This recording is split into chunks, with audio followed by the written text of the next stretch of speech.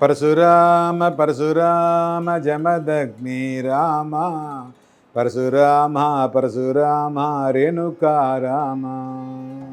எல்லாம் வல்ல அன்னை மூகாம்பிகையினுடைய அருளோடு இன்றைய சிந்தனைகள். நம் வாழ்க்கையில் சில நாட்கள் மிக முக்கியமான நாட்களாக மாறிவிடும். அந்த மாதிரி நம்முடைய வாழ்க்கையில் வரக்கூடிய சில நாட்கள் நாம் பயன்படுத்தாமல் விட்டுவிட்டோமா அப்படிங்கிற எண்ணம் தோன்றிவிடும். அந்த மாதிரி வரக்கூடிய ஞாயிற்றுக்கிழமை மிக முக்கியமான ஒரு நாள்.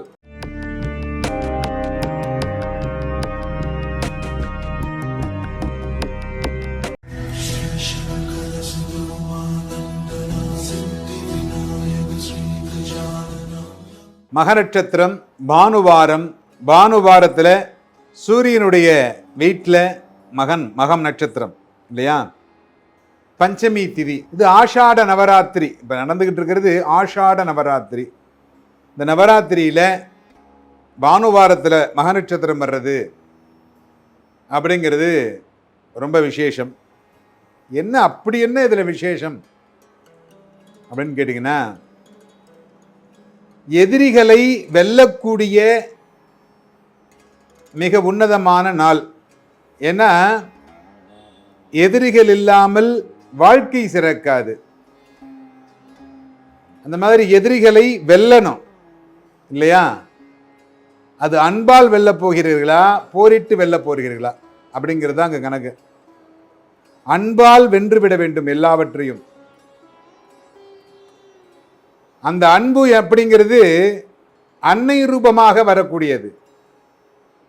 அன்பு அப்படிங்கிறது அன்னை ரூபமாக வரக்கூடியது, அன்னையின் மூலமாக கிடைக்கக்கூடியது.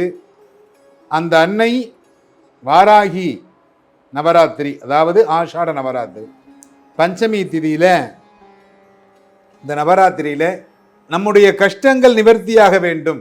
அதாவது நிறைய தடைகள் ஏற்படும் வாழ்க்கையில். திருமணத்தடை, குழந்தையின்மை அப்படின்னு நிறைய விஷயங்கள் நம்ம வாழ்க்கையில் பார்த்துக்கிட்டே இருக்கோம். வாழ்க்கையில் முன்னேற முடியாமல் இருக்கக்கூடியவர்கள்.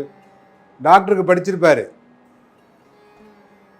எம்பிபிஎஸ் படிச்சுட்டு 18,000 ரூபாய் சம்பளத்துக்கு வேலை பார்க்குறவங்கள கூட எனக்கு தெரியும். இரவு நேர பணியாக 18,000 ரூபாய் சம்பளம் வாங்குறவங்க கூட எனக்கு தெரியும். ஏன் அப்படின்னா, இன்றைய உலகத்தில் படிப்பு மட்டும் மூலதனமாக இருக்காது, அவர்களுடைய செயல்பாடும் முக்கியம். வாழ்க்கையில் வெற்றியடைய வேண்டும் என்றால் இந்த வருகின்ற ஞாயிற்றுக்கிழமை மாலை பஞ்சமி திதி வந்துடுது, மக நட்சத்திரம் இருக்கு. இந்த நேரத்தில் உங்களால் முடிந்த பூஜைகளை அம்பாளுக்கு வீட்டில் சமர்ப்பணம் பண்ணுங்க. இதுக்காக நீங்கள் தஞ்சாவூர் போகணுங்கிற அவசியம் இல்லை, சிவன் கோயிலுக்கு போகணுங்கிற அவசியம் இல்லை. சிவன் கோயிலுக்கு முடிஞ்சா போங்க, இல்லைன்னா வீட்டிலேயே உங்களுடைய அம்பாளை பிரார்த்தனை செய்யுங்கள். என்ன பிரார்த்தனை பண்ணலாம், எந்த அம்பாளை எப்படி வழிபாடு செய்யலாம் அப்படிங்கிறத தெரிஞ்சுங்க. இந்த வாராகி நவராத்திரியில தேவி மகாத்மியம் அப்படிங்கிறத பிராமணனை கொண்டு படிக்க சொல்லி அதை காதால் கேட்டீர்களே ஆனால் சகல கஷ்டங்களும் நிவர்த்தி செய்வாள் அம்பாள் அப்படின்னு சொல்லியிருக்கு. இது படிக்கணும்னா கொஞ்சம் ஒரு ரெண்டு பேர் 3 பேர் வேணும், ஐயர் வேணும். அந்த மந்திரம் தெரிந்தவர்களாக இருக்க வேண்டும். அப்படி தெரிஞ்சவங்களா இருந்தால் தான் அதை செய்ய முடியும். அது மந்திரம் தெரிந்தவர்கள் தான் அதை படிக்க முடியும், இல்லைன்னா படிக்க முடியாது. தயவு செய்து அதை நன்றாக தெரிந்து கொண்டு ஐயர் மாடி வேடமிட்டவர்களிடத்தில் பணத்தை கொடுத்து ஏமாந்து விடாதீர்கள். அப்படி முடியல, என்னால் தேவி மகாத்மியம் படிக்க முடியல, என்ன செய்யலாம்? குழந்தைகளுடைய கல்வி செல்வம் அதிகமாக இதில் நடக்கக்கூடிய விஷயம் என்னென்னா, நல்ல குழந்தைங்க படிக்கணும் அப்படின்னா இதை முதன்மையாக எடுத்து செய்யுங்க. என்ன செய்யலாம் அப்படின்னா, லலிதா சகஸ்ரநாமம்.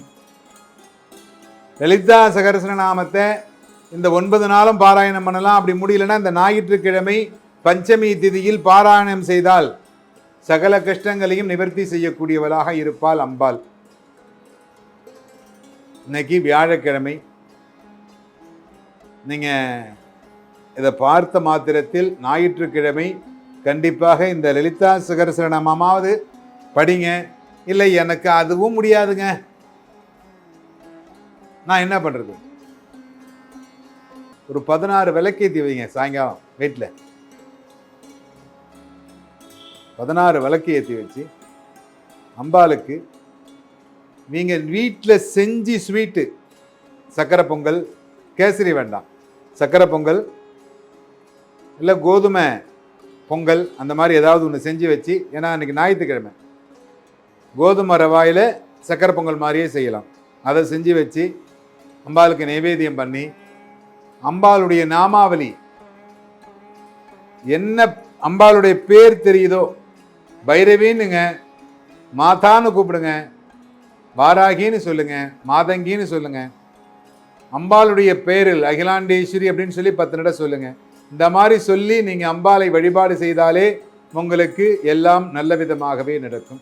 அதுவும் குறிப்பா இந்த லலிதா சகஸ்ரநாமத்தில் 2 வரி தான் வரும். அதாவது ஆத்ம வித்யா ஸ்ரீவித்யா, ஆத்ம வித்யா மகாவித்யா, ஸ்ரீவித்யா காமசேவிதா, ஸ்ரீ ஷோடசாட்சரி வித்யா திரிகோடா காமகோடிகா அப்படின்னு அந்த 2 வரி.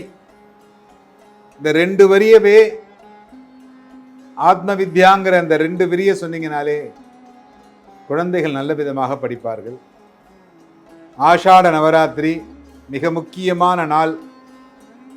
வருகின்ற ஞாயிற்றுக்கிழமை என்னால் பாயசம் வைக்க முடியல, சக்கரை பொங்கல் பண்ண முடியல, கொஞ்சோண்டு வெல்லத்தை போட்டு பானகம், அம்பாளுக்கு பானகம் வச்சு நைவேத்தியம் பண்ணுங்க. அதை பண்ணினாலே சகல பாவங்களையும் நிவர்த்தி செய்யக்கூடியவள். ஏன்னா எல்லா நாமாவளியும் விட லலிதா சகஸ்ரநாமம் அப்படிங்கிறது மிக உயர்வானது அப்படின்னு சொல்கிறாங்க. அதில் எடுத்த உடனே ஆரம்பிக்கக்கூடியது ஸ்ரீ மாதா அப்படின்னு சொல்கிறாங்க. ஸ்ரீ மாதா ஸ்ரீ மகாராஜ்னி அப்படின்னு சொல்லி ஆரம்பிக்குது.